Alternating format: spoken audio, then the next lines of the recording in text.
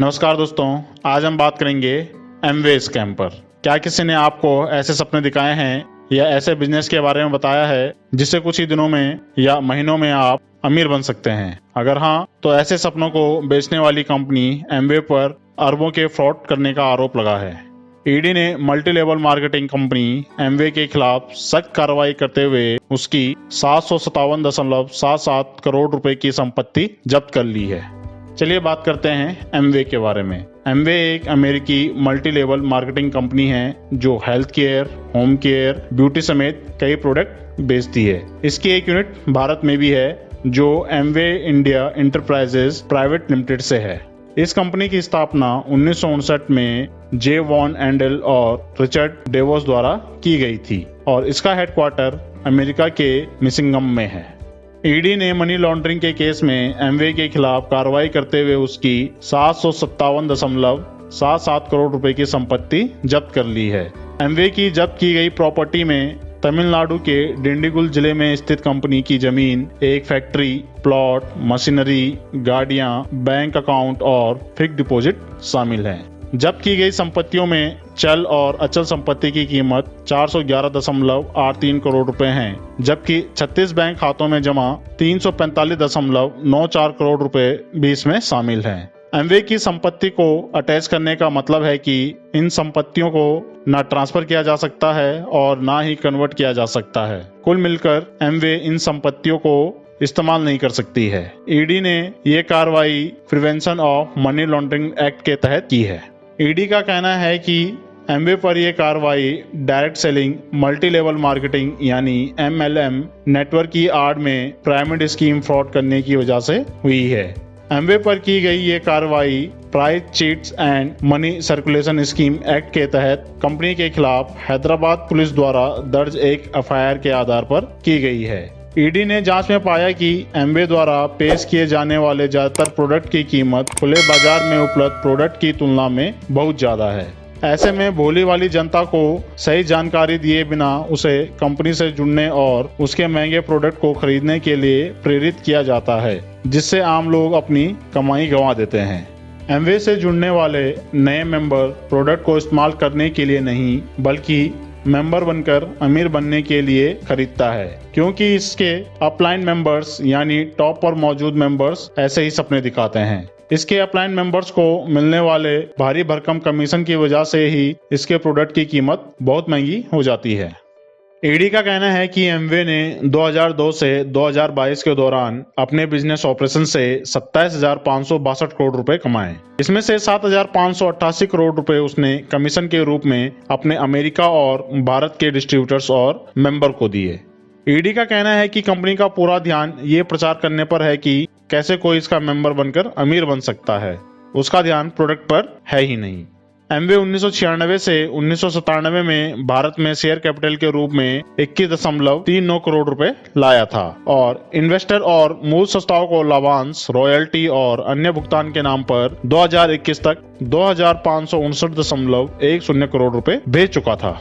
ब्रिट World Wide Indian Private Limited और Network 21 Private Limited ने भी नए सामानों की बिक्री की आड़ में नए सदस्यों को जोड़ने के लिए भव्य सेमिनार का आयोजन करके एमवे के पिरामिड स्कीम के प्रचार पर एक बड़ी भूमिका निभाई। एमवे खुद के मल्टी लेवल मार्केटिंग यानी एमएलएम या डायरेक्ट सेलिंग कंपनी होने का दावा करती है, लेकिन ईडी का कहना है कि वह पिरामिड स्कीम के जरिए फ्रॉड करती रही है। चलिए समझते हैं कि आखिर डायरेक्ट सेलिंग और पिरामिड स्कीम होती क्या है। चलिए पहले बात करते हैं डायरेक्ट सेलिंग पर। डायरेक्ट सेलिंग में कंपनी कुछ एजेंट्स नियुक्त करती है जो कंपनी से प्रोडक्ट को खरीदते हैं और रिटेल फर्मेंट जैसे दुकान या स्टोर की बजाय सीधे कस्टमर और उनके घरों या दूसरी जगहों पर बेचते हैं। इसमें डायरेक्ट सेलिंग कंपनियां और एजेंट प्रोडक्ट की बिक्री से होने वाले फायदे से कमाई करते हैं। इंडस्ट्री के अनुमान के मुताबिक भारत में ऐसे करीबन 60 लाख एजेंट है जो अतिरिक्त कमाई के लिए डायरेक्ट सेलिंग के काम से जुड़े हैं। एक अनुमान के मुताबिक भारत में डायरेक्ट सेलिंग इंडस्ट्री 10,000 करोड़ रुपए की है और पिछले 5 सालों से सालाना 12 से 13% की दर से बढ़ रही है। एक्सपर्ट्स का कहना है कि मल्टीविटामिन और होम केयर और personal care product direct selling के जरिए सबसे ज्यादा बिकने वाले प्रोडक्ट्स हैं। एमवे के अलावा एवन, ओरिफ्लेम, मोदी केयर और टॉपरवेयर जैसी कंपनियां डायरेक्ट सेलिंग के बिजनेस में चर्चित नाम हैं। इनमें से कुछ कंपनियां कई दशकों से इस इंडस्ट्री में हैं। दूसरी बात करते हैं पिरामिड स्कीम पर। पिरामिड स्कीम एक ऐसा निवेश है जिसमें कोई व्यक्ति किसी कंपनी से जुड़कर अपने साथ और भी लोगों को जोड़ता है, जिसके बदले उसे पैसा मिलता है। ईडी ने अपनी जांच में कहा है कि एमवे एमएलएम या डायरेक्ट सेलिंग की आड़ में पिरामिड फ्रॉड करती रही है।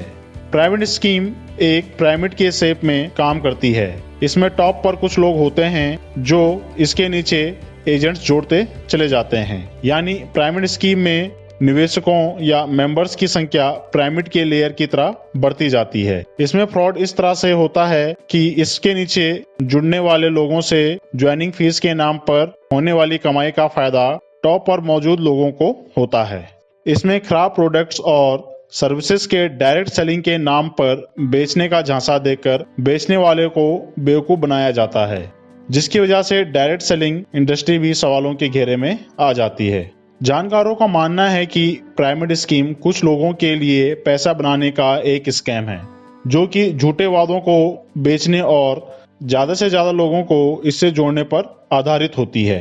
ऐसे स्कीम के किसी न किसी मोड़ पर ढहने की संभावना होती है, क्योंकि इसमें ऐसे प्रोडक्ट्स और सर्विस बेची जाती है जिनका अस्तित्व ही नहीं होता।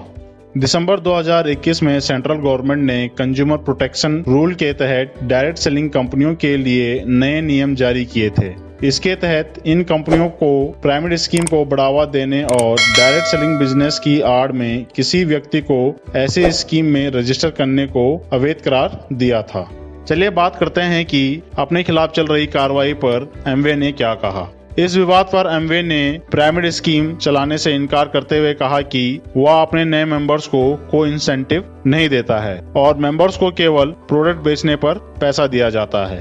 एमवे का कहना है कि उस पर ईडी की ये कार्रवाई 2011 की एक जांच के संबंध में की गई है और वह इस जांच में पूरा सहयोग कर रही है। एमवे ने मीडिया से उसके बारे में कोई अफवाह न फैलाने की अपील करते हुए कहा है कि इससे उसके देश भर में 5.5 लाख डायरेक्ट सेलर्स की रोजी रोटी पर असर पड़ सकता है। इस स्कैम पर ईडी द्वारा जांच जारी चल रही है। इस स्कैम पर आपकी क्या राय है, आप हमें कमेंट कर अवश्य बताएं और वीडियो को लाइक और शेयर अवश्य कीजिए। साथ ही वीडियो को अंत तक देखने के लिए धन्यवाद।